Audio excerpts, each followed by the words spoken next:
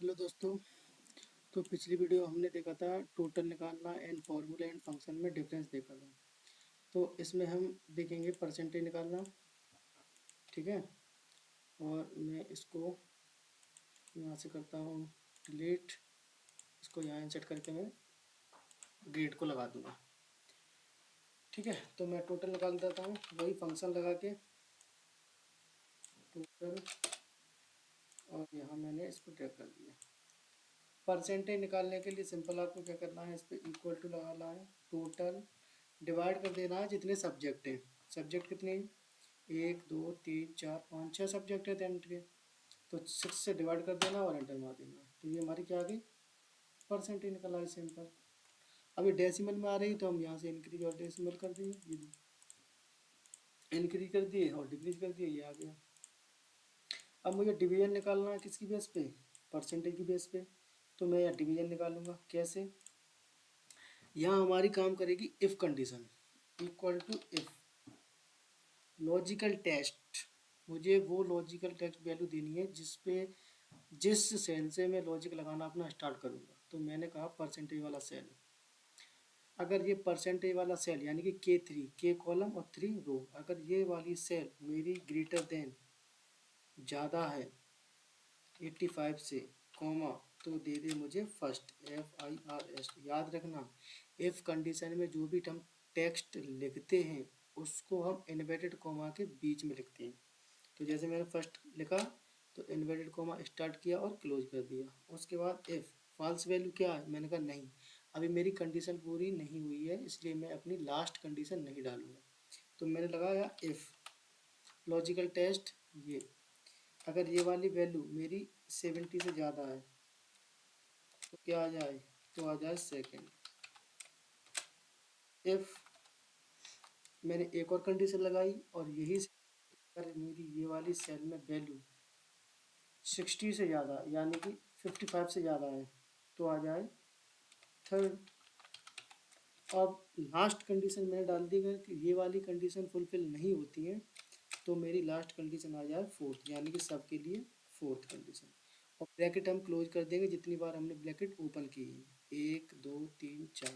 Last bracket जो होता है वो ब्लैक होता है। अब देखिए, अगर 85 से ज़्यादा है तो फर्स्ट, और 70 से ज़्यादा है तो 70 से ज़्यादा है तो कहाँ तक आएगा, 70 से जब ज़्यादा जाएगा तो 85 तक आएगा, क्योंकि 85 से तो मैंने ऑलरेडी एक कंडीशन लगा रखी है फर्स्ट की। तो 70 से 85 की जितनी भी बीच की वैल्यू होंगी इन दोनों की, तो वहाँ क्या आएगा सेकेंड। और 55 से लेकर 70 के बीच की जितनी वैल्यू होगी उसके बीच में क्या आएगा, थर्ड। और 55 से जितनी भी नीचे वैल्यू जाएगी उसके लिए क्या आएगा, फोर्थ। ठीक है। तो ये इस तरीके से कंडीशन मेरी काम करेगी।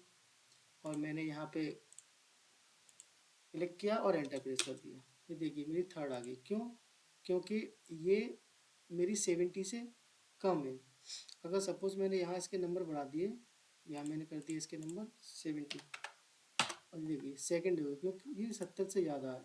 अगर किसी के नंबर 90 और मैंने इसमें भी 90 कर दिए, इसमें भी मैंने कर दिए 80, तो इसकी परसेंट 82 हो गई, अभी भी फर्स्ट पे नहीं गया। अगर इसकी परसेंटेज मान लीजिए, यहाँ मैंने कर दिया 19 और इसकी परसेंटेज हो गई, अभी भी नहीं बढ़ रही, 85 से जैसे ऊपर गया फर्स्ट, मैं इसको ड्रैग कर दूंगा। ये देखिए, जिस कंडीशन को मैंने जिस हिसाब से लगाया था उस हिसाब से ये फुलफिल हो रही है। जहाँ फिल नहीं हो रही है वहाँ क्या आ रहा है मेरा, फोर्थ।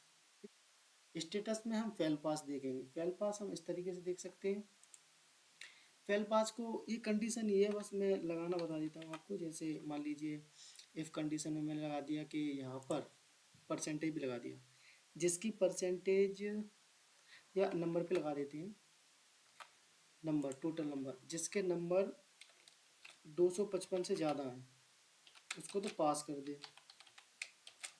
और 255 से ज़्यादा नहीं है उसको क्या कर दे, तो मैंने कहा उसको फेल कर दे।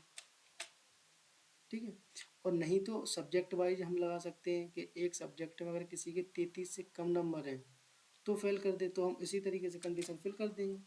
और मैंने एंटर मार दिया, देखिए अब किसी के भी 255 से नंबर कम आएंगे तो वो ऑलरेडी फेल हो जाएगा, नहीं तो सब पास है। ओके। तो इसी तरीके से हमारा ये कंडीशन वाली यानी कि इफ़ कंडीशन काम करती है। उसके बाद हमारे इसमें कुछ फॉर्मूले आते हैं, जैसे काउंट नंबर। मैंने यहाँ फॉर्मूला लगाया काउंट, सॉरी फंक्शन लगाया काउंट, और वैल्यू दे दी यहाँ से यहाँ तक, और ब्रैकेट क्लोज करके एंटर मार दिया। तो अब ये वैल्यू को काउंट कर देगा कि कितनी सेल में वैल्यू है, ओनली 7 में, तो इसने काउंट कर दिया। तो हमने यहाँ क्या फॉर्मूला लगाया था, काउंट। काउंट करने के लिए करता है, एक होता है मैक्स, एक होता है मिन। ये क्या करता है कि हमें इसमें मैक्सिमम नंबर देखने किसके जा रहा है, तो हमने यहाँ लगा दिया मैक्स। और अब इसमें से ये क्या करेगा, इस पूरी क्राइटेरिया में से जो हमने सेलेक्ट की रेंज, इसमें से मैक्सिमम नंबर निकालेगा। तो इसने 511 यानी कि 511 इसने नंबर निकाल दिया, वो सबसे ज़्यादा है इस रो में, इस कॉलम में। मिनिमम वैल्यू कितनी है वो देखनी है, तो यहाँ सेलेक्ट कर लेंगे और प्रेस कर देंगे, तो इसने मिनिमम दिखा दी कि इससे नीचे तो कोई वैल्यू है ही नहीं। तो मिनिमम और मैक्स और काउंट काउंट करने के लिए, ठीक है। तो ये 3 फंक्शन यहाँ पर ये कवर हुए आपके, और ये कवर हुए, और ये इफ़ कंडीशन आपकी यहाँ पे मैंने कवर करा दी। इसको आप समझ में ना आए तो दोबारा देख सकते हैं, नहीं समझ में आता तो कमेंट कर सकते हैं, क्या समझ में नहीं आया तो मैं दोबारा बता दूंगा आपको। ओके, उसके बाद आता है आपका एक और फंक्शन, सॉरी यहाँ पे बस यही फंक्शन है एवरेज वाला। मुझे मान लीजिए ये जो नंबर आए हैं ना, इन सब का मुझे एवरेज निकालना है। तो मैंने यहाँ टाइप किया एवरेज, सपोज जितने भी सब्जेक्ट हैं उन सबका एवरेज कितना आया है, तो सिलेक्ट किया, एंटर मार दिया। तो मैक्सिमम जो एवरेज आएगा उनका वो इतना आ रहा है, ये एवरेज आ रहा है इन सबका। तो इस तरीके से हम एवरेज निकाल सकते हैं, इस नंबर का एवरेज निकाल सकते हैं, इनका भी एवरेज निकाल सकते हैं, पर्टिकुलर किसी एक ही कॉलम से एवरेज निकाल सकते हैं, ठीक है। तो ये एवरेज आप यहाँ से निकाल सकते हैं।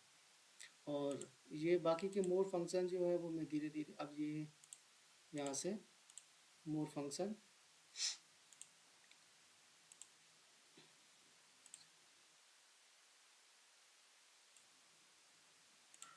सॉरी यहाँ पर रखती हूँ, और ये देखिए मोर फंक्शन, ये मोर फंक्शन आ रहे हैं। यहाँ से हम ऑल फंक्शन को देखेंगे धीरे धीरे, ठीक है। तो चलिए मिलते हैं नेक्स्ट वीडियो में, और अपने फंक्शन के साथ अपनी सीरीज़ को स्टार्ट रखेंगे और आगे सेक्शन में सीखते जाएंगे। Thank you.